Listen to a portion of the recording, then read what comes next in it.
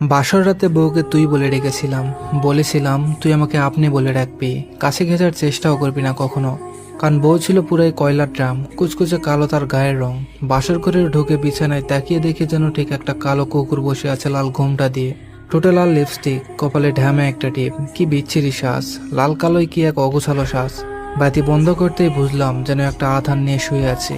নেহাত যৌনতার দায় সারা হয়েছিল সেই রাতে। তারপর বিছানা থেকে তুলে দিয়েছিলাম তাকে। যৌতুক বিরোধী ছিলাম আমরা, তাই বাবার বক্তব্য ছিল বিনা যৌতুকে নিজের আত্মীয়ের কারো মেয়েকে পুত্রবধূ করে আনবেন। তাই হলো, হাজারো অনিচ্ছা থাকা সত্ত্বেও বাবার গরিব বন্ধুর কালো মেয়েকে বিয়ে করতে হলো আমায়।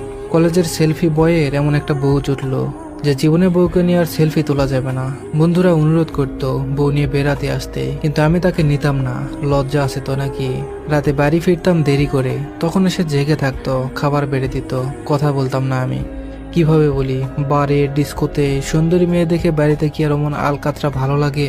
ওর কি প্রয়োজন সেটা কোনোদিনই জিজ্ঞেস করিনি। বাড়িতে সবার কাপড় কেনা হতো, খাবার তো আছেই, আর কি চাই। এভাবে কেটে গেল কয়েক মাস। সেদিন এক বন্ধু তার গার্লফ্রেন্ডকে গিফট দেওয়ার জন্য কিছু কিনেছিল, সেটা আমাকেই পৌঁছে দিতে হবে।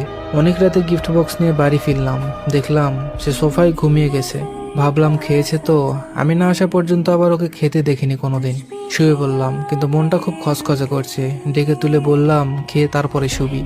পরের দিন সকালে গিফট বক্সটা খুঁজে দেখি ওটা আর আস্ত নেই। ওটা খুলে ভেতরে যা ছিল তা ব্যবহার করা শুরু করে দিয়েছে। ও খুশি মুখে দেখছে, কিছুই বললাম না।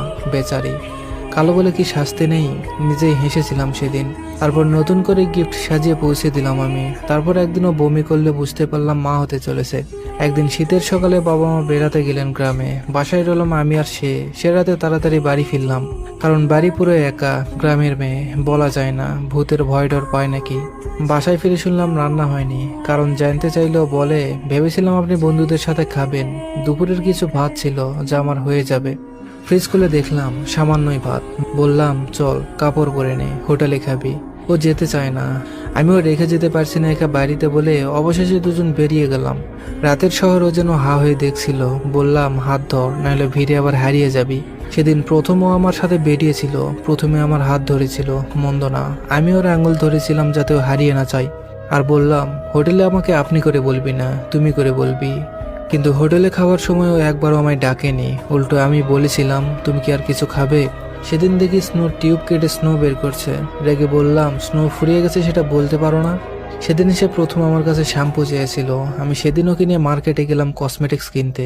বন্ধুরা অনেকেই দেখেছিল সেদিন, কিন্তু সবাই ভাবি বলে যথেষ্ট রেসপেক্ট করেছিল। সবাই প্রতিদিন আড্ডাতে আসার জন্য অনুরোধ করছিল ওকে। 3 দিন পর আমি ওকে